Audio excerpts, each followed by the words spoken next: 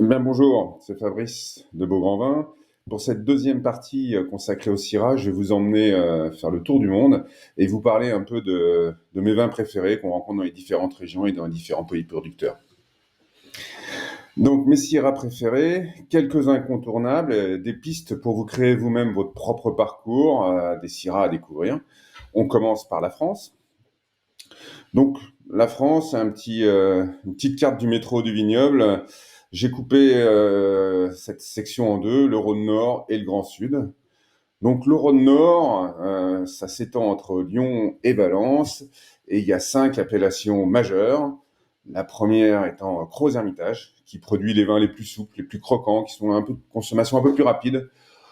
On dirait que c'est plus des vins de cépage que des vrais vins de terroir, même s'il y a quelques très beaux terroirs à Crozes-Hermitage, en particulier sur la montagne d'Hermitage. Je vous ai donné une petite liste de quelques domaines de référence. Difficile d'en sortir un. Graillot fait des bons vins, Combier, David Reynaud, pour des vins en général dans une gamme entre 10, 20, 25 euros. Ensuite, on passe à Saint-Joseph. Donc là, c'est une appellation qui est en pleine progression qualitative. Il y a plus de fond, de profondeur, plus de terroir que sur Crozes-Hermitage. On a des belles vignes en coteaux. Et là, il y a un domaine incontournable de référence qui est Pierre Gonon. Et d'autres domaines, en particulier Jean-Louis Chef, plutôt connu pour ses Hermitages, mais qui fait des très beaux Saint-Joseph, et Pierre-Jean Villa. On monte un peu en gamme de prix, puisqu'on est plutôt dans des vins entre 20, 30, 35 euros. Cornas. Donc Cornas, là, on arrive dans la famille des grands vins du Rhône Nord. C'est des vins qui sont un peu plus sudistes, c'est l'appellation la plus au sud du Nord. C'est des vins plus structurés, plus puissants, parfois un poil plus rustiques que les autres crus. Des vins qui ont beaucoup de personnalité, il y a vraiment quelques grands vins. On est quand même beaucoup plus élevé, on est entre 40 et 60 euros. Par contre, on a des vrais vins de garde qui vont se garder 10 ans, 20 ans, sans problème. Quelques domaines de référence, Thierry Allemand, Clap, le domaine du tunnel, Guillaume Gilles. D'autres beaux domaines, Tardieu-Laurent fait des beaux vins, Vincent Paris, Vosges, Balthazar. La Côte-Rôtie, donc là, probablement le vignoble le plus célèbre, le plus fameux et le plus désirable pour beaucoup d'amateurs dans le Rhône Nord. C'est une expression ultime de la Syrah. C'est des vins sensuels, délicats, avec des textures soyeuses et des arômes très raffinés. Ça se goûte très bien jaune, ça vieillit très bien. Là, par contre, les prix se sont envolés. On est beaucoup plus entre 40 et 100 euros. Il y a un domaine au sommet qui est parmi les plus grands vins de France, c'est le domaine Jamais. Il y a quelques beaux autres domaines comme Girin, Gangloff, Gaillard, Villars. On peut pas oublier bien sûr les vins de Guigal et parfois Rostin aussi fait des très très beaux vins.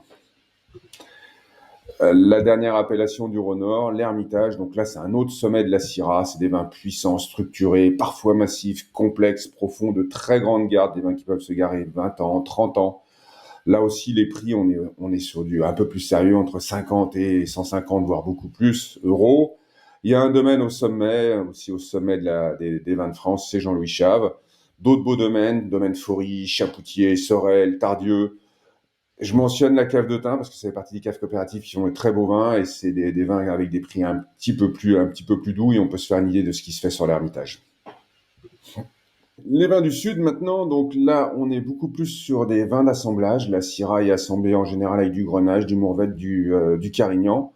Dans le Rhône Sud, il y a une cuvée 100% Syrah qui est un des sommets, c'est la cuvée Syrah du Château Fonsalette.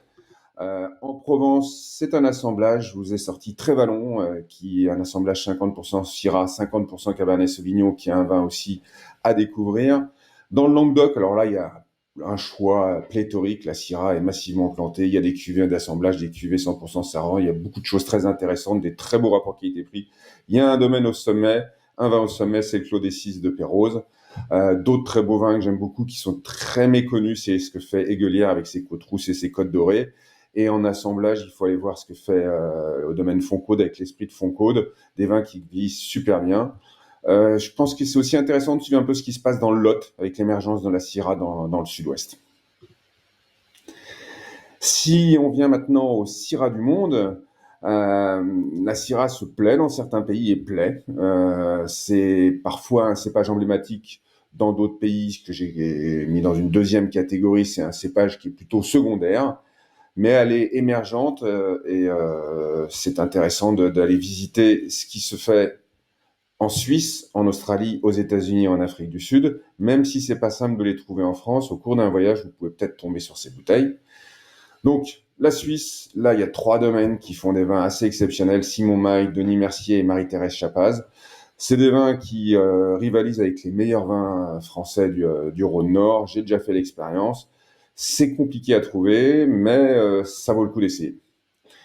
En Amérique du Nord, alors là, il faut privilégier les États du Nord, le Washington et l'Oregon. Oubliez la Napa Valley pour la Syrah. Allez voir ce qui se fait en Walla Walla ou en Willamette Valley. Et il y a un domaine de référence, Christophe Baron, qui fait Cayuse et Horsepower. Il fait des vins, c'est un Français installé là-bas depuis 20 ans. Il fait des vins avec une vraie fibre de ce qui plaît à l'amateur français. C'est peut-être pour ça que c'est aussi les vins que je préfère là-bas. Mais qui ont beaucoup de fond, beaucoup de délicatesse, de classe, de complexité. C'est très bien fait, aucune caricature, dur à trouver. En Australie, là, c'est Syrah ou Shiraz, c'est à vous de voir. 2 domaines de référence, bien sûr le Penfolds Grange, qui est le domaine emblématique et historique de l'Australie, et le Hill of Grace de Henschke. En Australie, mon conseil, ça serait plutôt de s'intéresser au milieu de gamme. Les hauts de gamme sont parfois un peu boisés, un peu trop démonstratifs par rapport au goût du consommateur français, et d'aller voir ce qui se fait dans des régions un peu en périphérie de la Barossa Valley. Je pense à la Margaret River et à la Tasmanie. L'Afrique du Sud, la Syrah est implantée là-bas depuis très longtemps.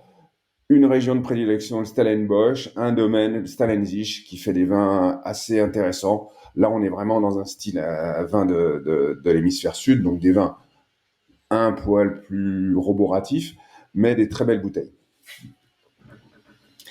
Et enfin, pour terminer, sur les autres pays producteurs de Syrah, je pense à l'Europe du Sud, Portugal, Espagne, Italie, Grèce. La Syrah est quand même souvent dans l'ombre de cépages un peu plus historiques dans ces régions, mais on peut trouver des vins très intéressants.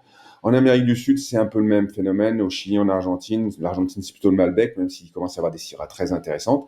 Et c'est peut-être la Nouvelle-Zélande qui va tirer son épingle du jeu. Déjà, une région qui maîtrise parfaitement le pinot noir, et on a des Syrahs très intéressants qui sont assez proches de l'esprit des vins français.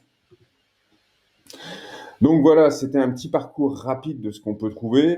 Après, il faut goûter. Il faut goûter beaucoup. Je vous ai donné quelques noms clés, quelques domaines de référence qui sont pas faciles à trouver, mais au moins ça vous donne les maîtres, ça vous donne les classiques.